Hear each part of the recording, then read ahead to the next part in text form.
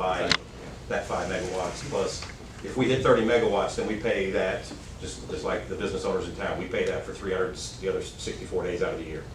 So if we can keep that demand charge down, we keep our costs down. That's just some information for those of us. 30-year threshold. Yes, sir. 30 meg. Yes, sir. There'll be some upgrades we have to do 10 years, but that's built into the cost over the 30-year time frame. Any other questions concerning the project? I went on a little bit, but all in favor, say aye. Aye. Sound like that passes. All right. Item C is approve accounts payable for Kennett Board of Public Works. Entertain a motion for that. Sounds like we have Mr. Wayne. We have a second for Mr. Bryant. All in favor, say aye. Aye. Motion passes. All right, we're gonna get back into the guests. Ms. Jenkins, Mary Jenkins, please come up. Can you come up, please, and state your address, name and address.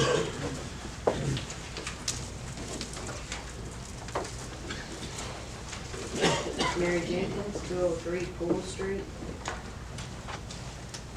We're here to talk about rentals. I know there's a lot of landlords in here. At one meeting before this all passed, we were told that the inspectors were going to be looking for mainly the major things, major electrical. They weren't going to nitpick, about small things. It was about safety issues. And I had one of my houses inspected, and he comes out with this long sheet, inspection sheet, and I was told that it's the same one they use for government housing. These old houses in Kennett are not government housing. Landlords can't afford to make all these old houses look new. It's just not possible. And what's gonna happen is some of the landlords have already sold their houses. I'm selling a lot of mine. These houses are gonna sit empty.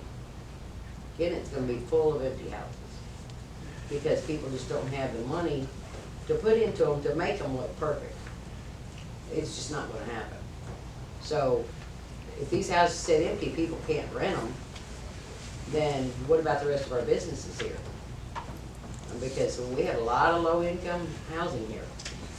And without that, they'll go somewhere else. And most of our business comes from a lot of these people. Walmart, our gas stations, our taxi cab. I mean, what is the people just supposed to do? So what I suggest is that the inspectors sit down with the landlords. Let's make our own inspection list, something that's not unreasonable. The one they did really wasn't unreasonable, but like I said, there's just so many little things that it's just not going to happen.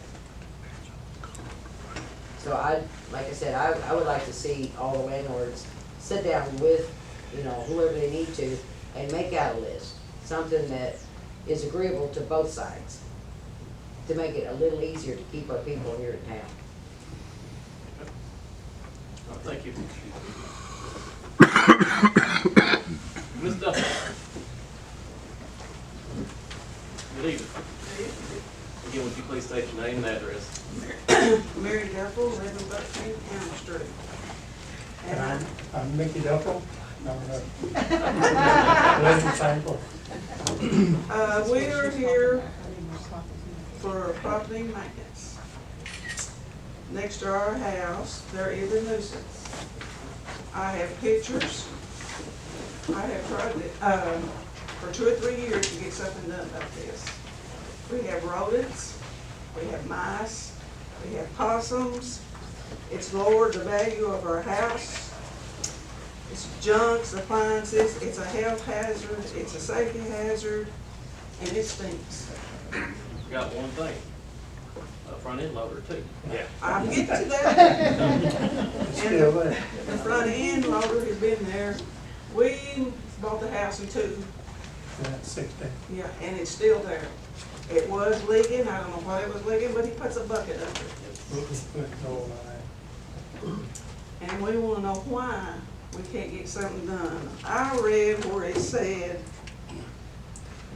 that you can notify them, and they say he has been notified, and they have 7 days.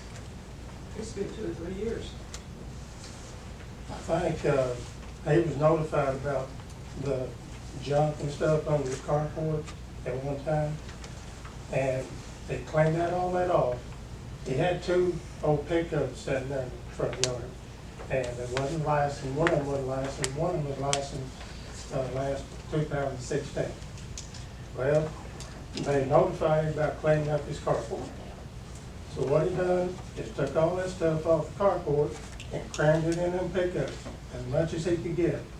The rest of it, he throws it in the backyard. And our fence, we put up a new fence on the east side of our property. And we want to put up a new fence on the west side next to our neighbor. He's got junk piled up this high against our fence. If you took that fence down, everything's gonna fall over on our property. And he's got probably thousands of aluminum cans all up there. Ants everywhere. He's got buckets of water that's been there for years, stagnated. He had an old swimming pool about as big as this room out there. And it had water in it about knee deep. Mosquitoes. City sprays from mosquitoes. He's got all that water in there. That spraying's not gonna be a bit of good. But the tornado tore it down. That tornado come It through. was there 2 years, or a year ago when we looked at it. Tornado come through and blew the swimming pool down, so there went the water. He's got, there by our fence, he's got old sapling trees, you know, growing up here and there. As far as the grass, Maggie said that he kind of mowed in his backyard, you know, a little bit right there, you know. But down the fence line, where all that junk is at, there's weeds, you know, tall, sapling stuff growing up. He has tractor tires. Everything on that list there, he's just about I got. made out a list, yeah. And I have pictures. You got them? But we'd just like to see it, you know, see it cleaned up. The garage, carport, he kind of cleaned it out a little bit, but it's piling, it's coming back. It just starts and just keeps coming back. But we just like to see it cleaned up, and most of our neighbors around there are well, nice people, keep our property cleaned up, and he's kind of a eyesore. Oh, yeah. And It's a health hazard. it's a health hazard, And you know. we're glad you took pictures. Yeah. We're limited in not seeing anything go in somebody's Well, yard. Well, what I read was, now I might have read this right, it says the right of entry. You can ask his permission, and you can, view from her neighbor's yard, which is ours, or if a neighbor complains, the city has the right to inspect that property. But that doesn't give us the right to enter. But can you not go, there We was a can take week, your pictures and we can run with that. Anybody on this council is welcome to come in our backyard and look any it just way rolled you the fence want. down at the back. That storm came through and blew the fence So over. there's no reason you can't see it. And, Well, we're seeing it in your photos and we're gonna use that. the photos are good, but they're not, you need Well, to see they it. can't, and they don't. You need to see it. They can't show the picture. They can't show, the photo can't show the picture you see.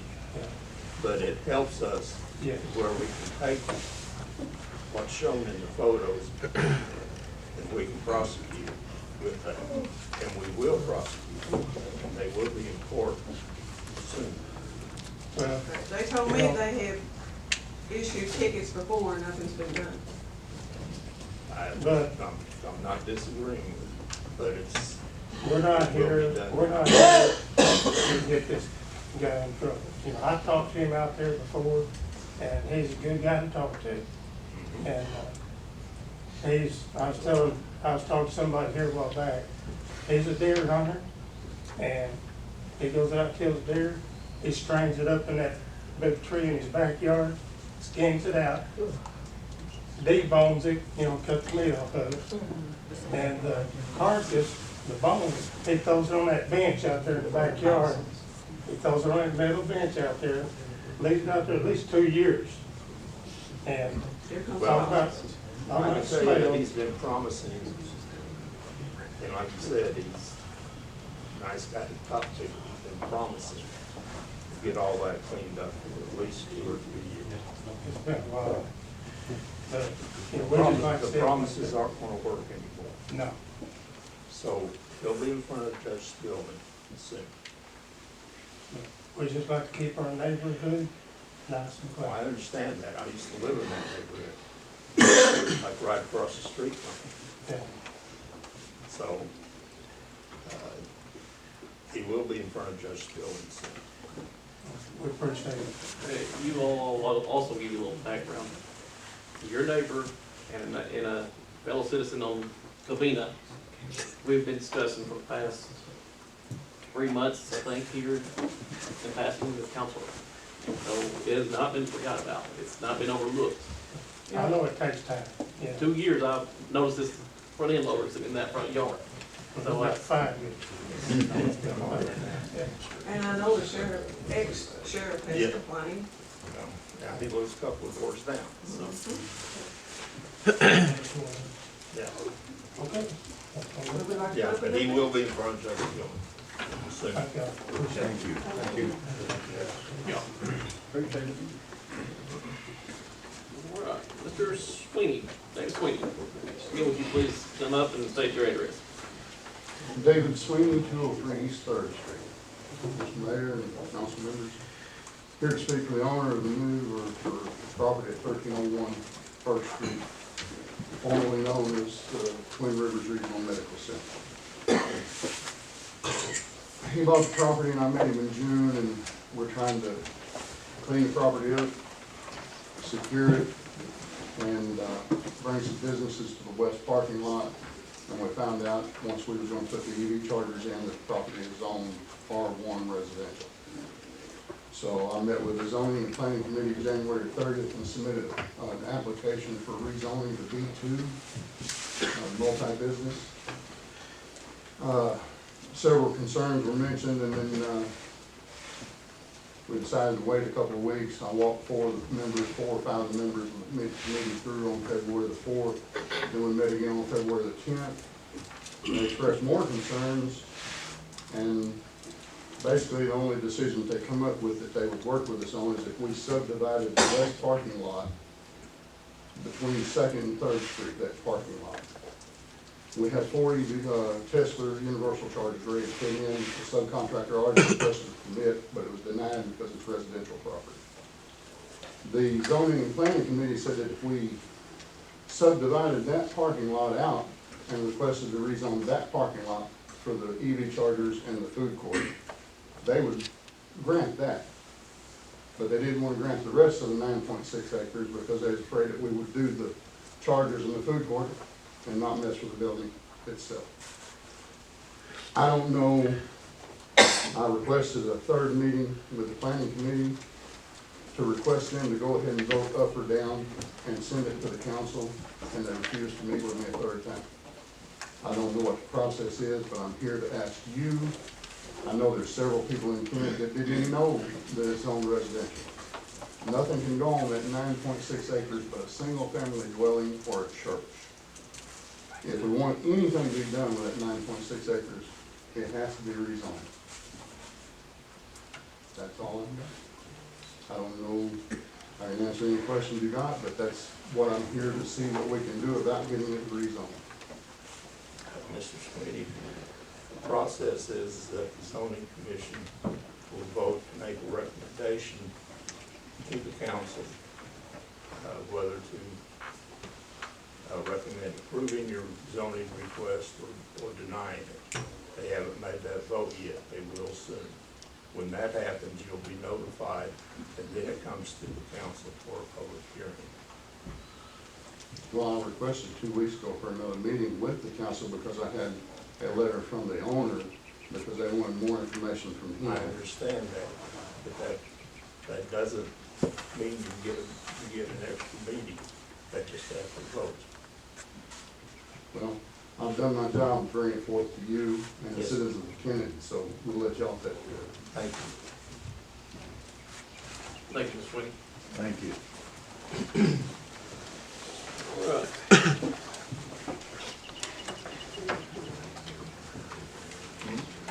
All right, on the agenda, we have, Thanks.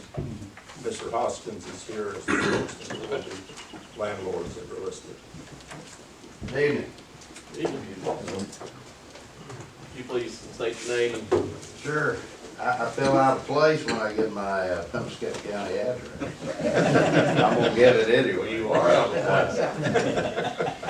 I'll have you know that I have my visa. Yes, I have to wear my ID. Have you been jabbed? Mr. Mayor, Council, thank you for the opportunity to be here. As I've indicated, and I think you all are aware, I represent and I'm here to speak on behalf of the Kennett Landlord Association. A number of the members are here this evening. A few wish to be here, but were unable to make it.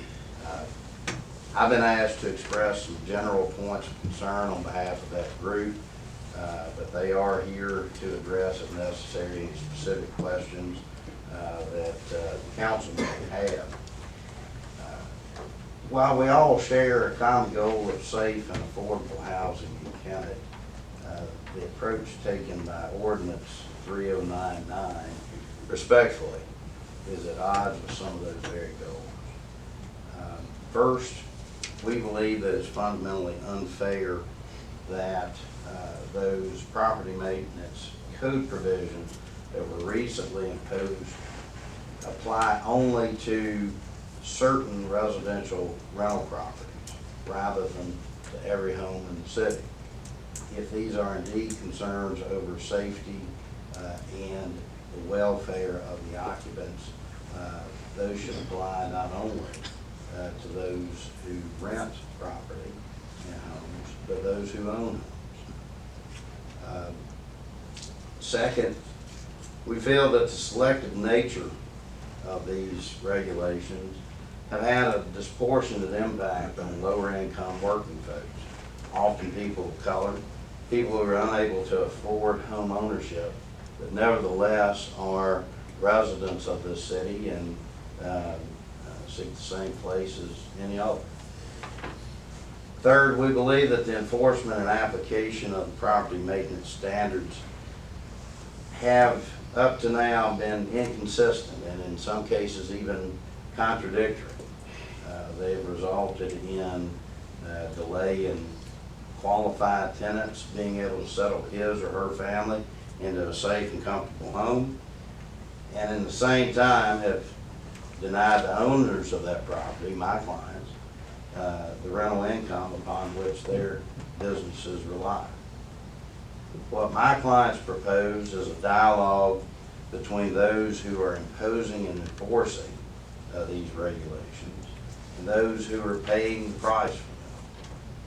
Those are the landlords, those are the tenants and the prospective tenants. They're properly included in that process.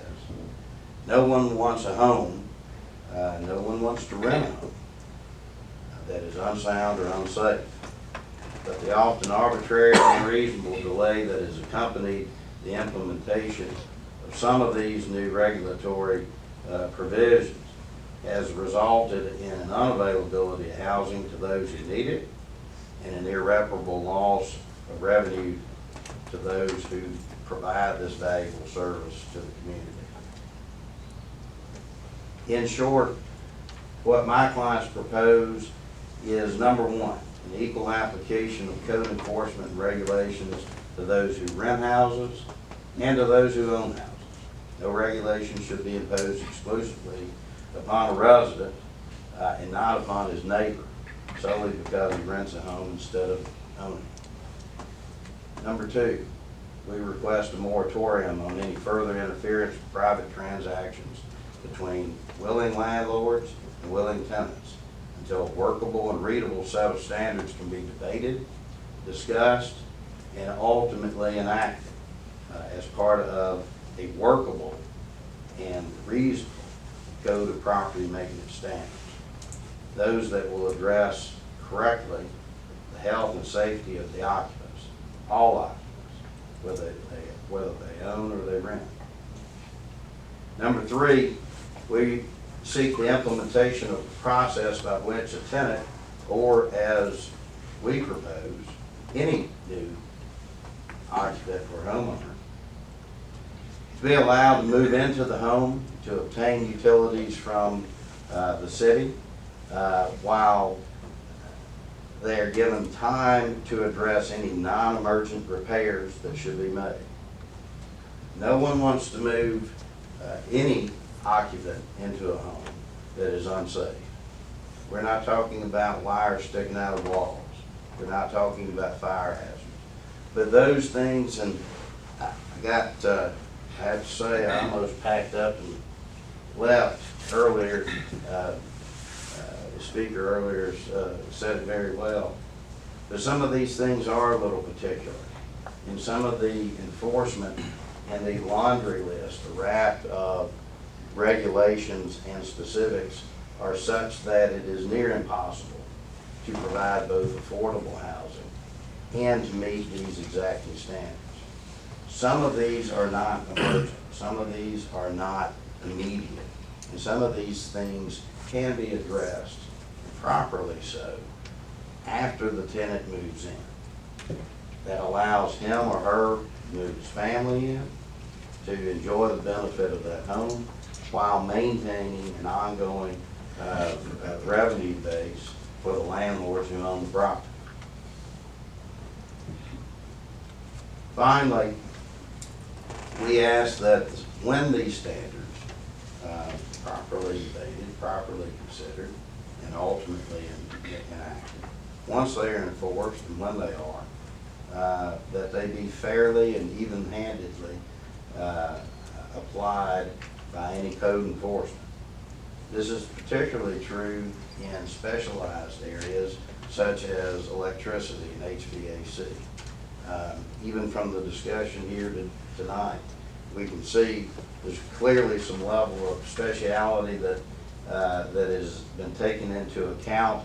There are specifics and the specs of various things, particularly in these areas, that may not be available and known to an average layperson or even someone in the place of a rental inspection. But there should be consideration about the appropriateness of any recommendation that is made and any requirement imposed by way of electricity, HVAC, and the like, that is firmly grounded in fact before that expenditure is made. In the end, my clients have to be in a position where they provide a valuable but affordable service to the community. And they have to do that in a manner that allows the profit. In absence of that, as our earlier speaker said, we have risk of losing that housing and the domino effect that is the loss of tax base, sales tax, revenues, business for and spending with local businesses, that once it's gone, may not come back. Kennett is a working community. It always has. My clients provide an essential need for many of Kennett's residents. To quote Mr. Skelton from, I believe, his visit to the Kiwanis, his department, landlords, and tenants must work together to provide for the common good. That's the goal of my clients. That's the goal of the Kennett Landlord Association. And that's our purpose in being here tonight. We ask for that opportunity, we ask for that dialogue, and we welcome that opportunity. I thank you for your time. Thank you. Thank you. Thank you.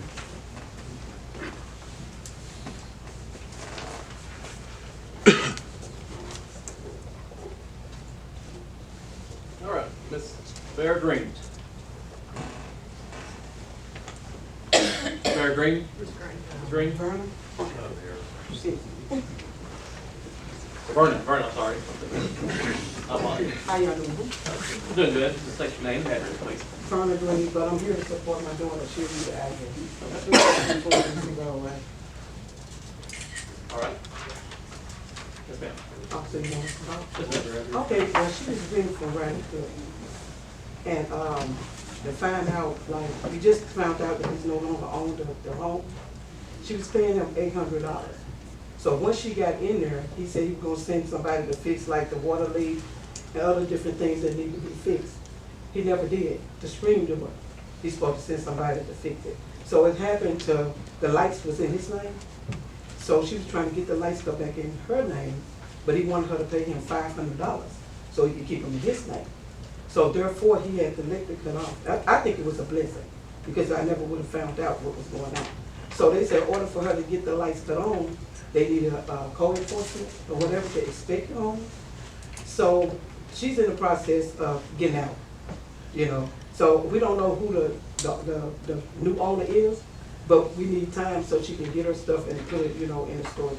But she had been giving him this money, you know, and he didn't stick to the end of his bargain. So it's, to me, he was just getting, I got 4 grandchildren that were living there. And it wasn't, look, we know that they can't go through there and make the house look like a mansion, but make it livable, you know, where my grandchildren will be able to take a bath and, you know, and do things that, you know, daily people do. But see, that never happened. So I just wanted to come and, you know, speak up for her, because a lot of things she don't comprehend because she get disability. So to me, I really believe that he took advantage of it, you know. And she got, like, you know, she kept the receipts where she was paying, you know, the rent. So when he didn't come and stick to the end of his bargain, she just paid some. She paid him $600. She dropped down from $800. And we're not here to try to, you know, get him in trouble or want revenge or anything. You know, I just wanted to come and speak up, you know, for her. Because to me, he got money, but he didn't stick to the end of his bargain. And by her being a single mother and she's on a fixed income. So that's all we came here to speak about. You know what I'm saying? You know, you got a voice and stuff being quiet, we need to, you know, speak. And we don't every landlord like that. But the way he did her, I don't think it was right. And then when we try to talk to him and communicate with him, he's very rude. So she couldn't communicate with him. Okay. So you're just giving information to the council? I'm just giving information, but, like I said, I don't know who owns the house now. Her stuff is still in there because when we got the lights cut off, and he didn't want her to get them cut in his name. In my name. Yeah, in her name. So therefore, he had them cut off. So that's to make her, you know, basically she got to get out. Okay. Because I don't feel like it would pass the inspection before what I've seen. When did you move in? In October, but I paid him the first, I've been paid him in September, but I moved in October. Okay. Well, y'all, thank you for the information. There's not a lot we can do here That's fine. as far as, that's a civil issue. Oh, for she'll him. have to take it to court, is what you're saying? I'm assuming that's probably the case. We can't do nothing here. We Okay, don't have anything we can do. we understand, but you know, we still wanted to come, it's our first time coming, so we want to, you know, voice our opinion. Yes, ma'am. No, we I good. appreciate that. We good. Thank Y'all have a blessing. All right, thank you. Thank you. All right. Okay, looks like that will conclude us. So we will be going into a closed meeting, so we need to vote to adjourn. Yes. Motion. Make a motion. We have a second? And we have a roll call vote? Yes. Good. Yes. Yes. All right, we'll take a 5-minute break. Patrick is standing up, and then we'll come reconvene. Good evening, everyone. Thanks for being here.